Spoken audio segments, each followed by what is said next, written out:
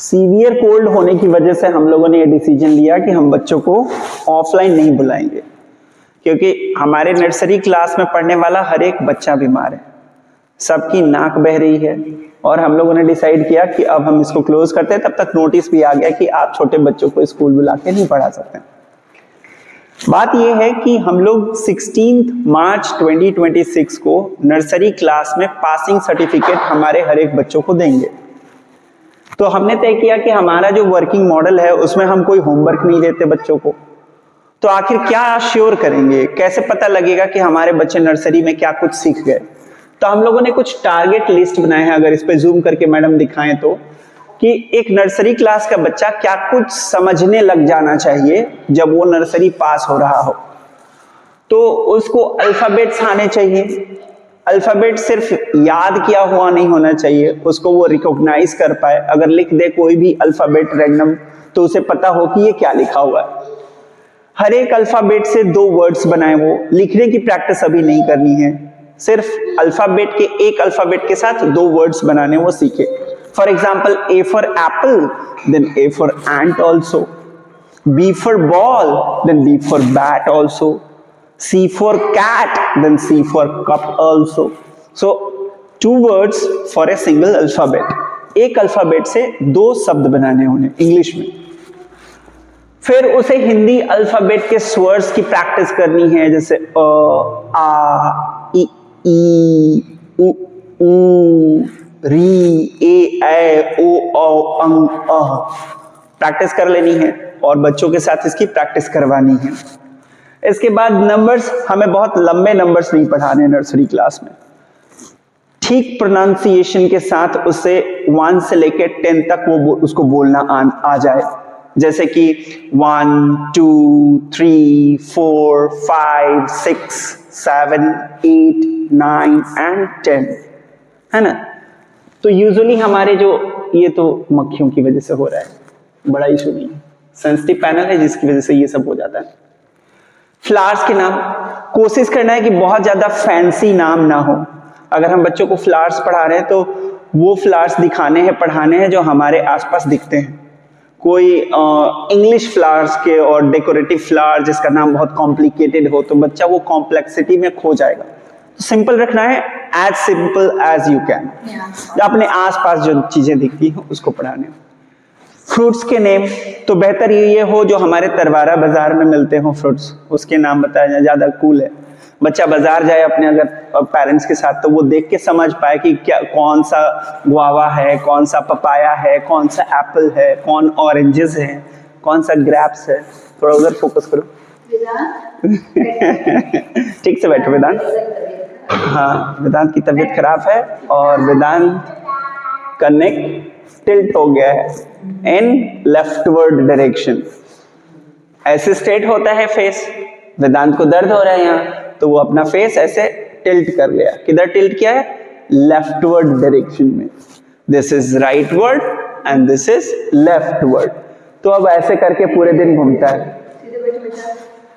फिर देखो, इस पे फोकस करो। उसके बाद फ्रूट्स पढ़ा लिए जो हमारे आसपास मिलते हैं। उसके बाद वेजिटेबल्स के नाम, ऐसे 5 नाम हमें पढ़ाने हैं। फिर animals, vehicles, electronics, stationery, foods, monuments, festivals, helpers, good habits, morning manners, safety, calendar, affirmation, season, colour, shape, body parts, 5 senses, Indian currency and daily affirmation. तो अब हम क्या करते हैं कि हमारे बच्चे कैसे प्रैक्टिस करेंगे। ये जो लिस्ट है, ये लिस्ट पहले तो हम लोग आज व्हाट्सएप कर देंगे, सारे पेरेंट्स के पास चला जाएगा कि हमारा इस साल का नर्सरी का टारगेट क्या है। अब डेली ये 26 आइटम नहीं पढ़ाने, इसमें से कोई भी 5 सेलेक्ट करने, कोई भी 5। तो अगर हम 5 सेलेक्ट करते हैं तो 5 टाइम्स का अगर करोगे तो 25 होता है। तो 5 दिन में हम लगभग एक बार एक राउंड हम ले लेंगे। 6वें दिन हम सबका रिवीजन करेंगे और 7वें दिन तो छुट्टी होती है। तो इस साइकिल को रिपीट करेंगे तो बिना किसी स्ट्रेस के हमारे बच्चे बहुत कुछ सीख जाएंगे। तो आज है 23rd। Queen. Queen, Q for queen. इसको कैसे पढ़ते हैं? क्वीन। तो एक सबसे बड़ी गलती हमारे इस लोकेलिटी में ये होती है कि ये हमारा नेटिव लैंग्वेज नहीं, हमारा मतलब हम लोगों का नेटिव लैंग्वेज है भोजपुरी, और फिर हिंदी कह सकते हैं उसके बाद, एक नेशनल लेवल का लैंग्वेज हिंदी है। इंग्लिश हमारा नेटिव नहीं है, तो इंग्लिश को जब हम बोलते हैं तो उसे अपने नेटिव लैंग्वेज की तरह बोलने लगते हैं। तो कोशिश करना है कि वो एसेंट हम लाने की कोशिश करें जो इंटरनेशनल लेवल पे वो ठीक ठाक मैच हो जाता है। जैसे क्वीन है ना, तो इसको कैसे बोलना है, क्वीन बोलना है, तो उस समय आपके फेशियल एक्सप्रेशन कैसे होंगे, आपकी लिपसिंग कैसी होगी, वॉइस क्वालिटी कैसी होगी। Q for लिखे तो क्या लिखा? Q for queen. Queen. And दूसरा वर्ड Q for? नहीं पता। Q for होता है क्वाइट। Keep quiet. क्या कहते हैं? Keep quiet. Keep quiet. Just keep quiet. Don't make noises. Just keep quiet. अगर आपके पेरेंट्स बोलते हैं कीप क्वाइट, मीन्स वो बोल रहे हैं चुप रह जाओ, अब नहीं बोलना। अगर तुम बदमाशियां करते हो, शरारतें करते हो और तुम्हारे पेरेंट्स बोलते हैं keep quiet, what you have to do, you just have to be in a silent mode on your lips, keep quiet. Now what is this? What is this? R. R for? Rabbit.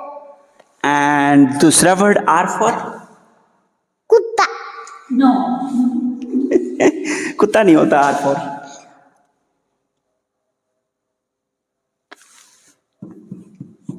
Tail. No. Red color. R for red. R for rat. Rat or dog. R for race. R for run. There are so many words with the same alphabet. तो ये चीजें आपको practice करानी है A से लेकर Z तक। आप रैंडम अल्फाबेट दें और बच्चे आपको डिफरेंट वर्ड्स बताएं। तो आज इसको ही रखते हैं अभी, नहीं तो फिर लंबा होगा। कल हम किसी और चीज़ की प्रैक्टिस करेंगे। इसके अलावा जो चीज़ें करनी है हम आपको बीच में वीडियो बना के देते रहेंगे। फिर हम आपको कई सारे वीडियो भेजेंगे, जब भी आपको टाइम मिले आप उसको रिपीट रिसाइट करते रहिए। Thank you so much.